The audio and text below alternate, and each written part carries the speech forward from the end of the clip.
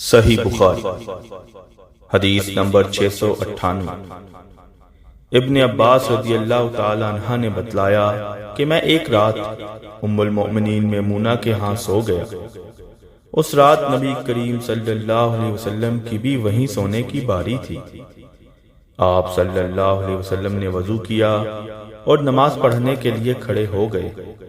میں آپ صلی اللہ علیہ وسلم کے بائیں طرف کھڑا ہو گیا، اس لیے آپ صلی اللہ علیہ وسلم نے مجھے پکڑ کر دائیں طرف کر دیا، پھر 13 رکعت وتر سمیت نماز پڑھی اور سو گئے، یہاں تک کہ خراٹے لینے لگے۔ اور نبی کریم صلی اللہ علیہ وسلم جب سوتے تو خراٹے لیتے تھے۔ پھر مؤذن آیا تو آپ صلی اللہ علیہ وسلم باہر تشریف لے گئے۔